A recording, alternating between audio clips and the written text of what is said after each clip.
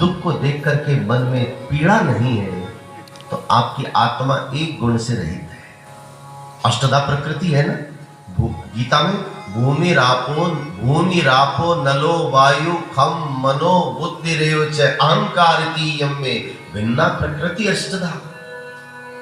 ये जो प्रकृति के 8 तत्व हैं, यही भगवान के अष्ट सखा हैं, यही भगवान की अष्ट पटरानियां हैं, यही अष्ट सखियां हैं राधा रानी की, यही जानकी जी की अष्ट सखियां हैं।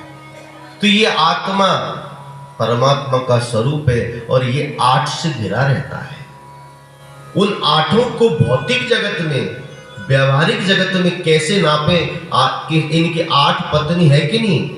आप भी अब थोड़ी देर के लिए अपने आप को पुरुष मान लेना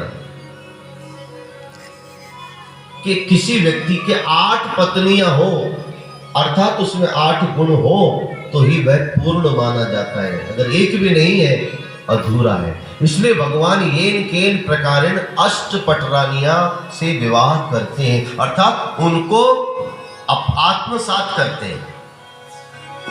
इसलिए भगवान कृष्ण को पूर्णावतार कहा जाता है। दया सर्वेषु भूतेषु, कोई सामान्य नहीं, भगवान मत्स्य कह रहे हैं। दूसरा शांति, दया का भाव।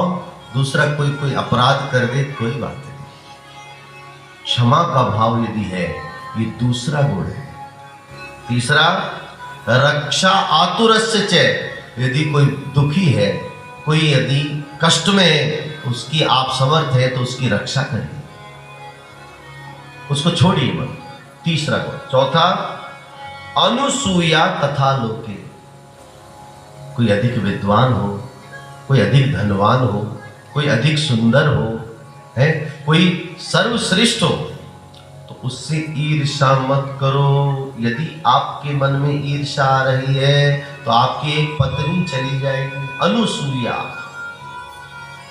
जगत में किसी से ईर्ष्या मत रखो। अनुसूया तथा लोके, लोक में किसी से कोई ईर्ष्या मत रखी, ईर्ष्या का भाव ना हो। चौथा शौचम अंतर बहिस्तथा, स्वच्छ रहना सीखिए। कई लोग हम ज्यादा लाग लपेट नहीं करते, हम तो जैसे हैं जैसे हैं, ना कोई स्नान करने के बाद ना चंदन लगाते हैं, ना क्रीम लगाते हैं, ना अच्छे कपड़े पहनते हैं, प्रेस के हमारे को जैसा मिल जाता है वैसे पहनते। क्यों? आपको भगवान ने दिया है, सज कर रहिए, संवर कर रहिए, स्वच्छ वस्त्र पहनिए, आपको देखकर भगवान राजी होगा। पवित्र रहिए, और पवित्र रहने का तात्पर्य बाहर से अच्छे दिखिए। दूसरा अंतर मन से भी पवित्र रहिए। अगला अनायासेषु कार्येषु मांगल्याचार सेवनम, यदि कहीं अनायास कोई मांगलिक कार्य करने का अवसर आ जाए, चलो भाई वहां कथा हो रही है, चल रहे हो क्या? हाँ बिल्कुल चले, चलो। कहीं यज्ञ हो रहा है देखने चले, बिल्कुल चले। कहीं कोई संत आया देखने चले, बिल्कुल चले। ऐसे अवसर का त्याग नहीं करना चाहिए। न जाने कौन कृपा आप पर होने वाली हो और आप चूक जाए। अनायासेषु कार्येषु मांगल्याचार सेवनम, फिर कहते हैं न च परद्रव्येषु कार्पण्य, भगवान ने जो दिया है उसमें कंजूसी मत करो, सत् कार्यों में खर्च करने की। अगर बचाओगे तो कहीं ना कहीं वो अनिष्टकारी सिद्ध होगा, अथवा आपकी अनिच्छा से जाएगा। जाना तो तय है, क्योंकि कोई न तो लाया न लेकर के जाएगा। लेकिन नैच द्रव्येषु कार्पण्यम आर्तिषु उपार्जित, दोनों बातें कह रहे हैं। न तो कमाने में कसर छोड़नी चाहिए और न सत्कर्मों में खर्च करने में कसर छोड़नी चाहिए। अगर कह दिया हमें ज्यादा धन से कोई काम नहीं, हम तो ठीक है, यह अकर्मण्यता है।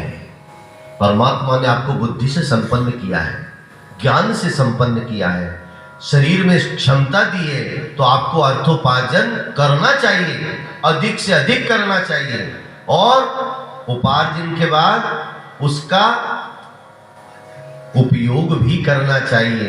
केवल अर्जन कर करके अगर रख लेंगे तो वह सर्प बन जाएगा, धन जो है वह स्वर्ग बन जाएगा। इसलिए अधिक से अधिक कमाइए, अधिक से अधिक व्यापार का विस्तार करिए। आपके साथ आज 5 लोग काम करते हैं, अब वो 5 लोग तो बेचारे व्यापार से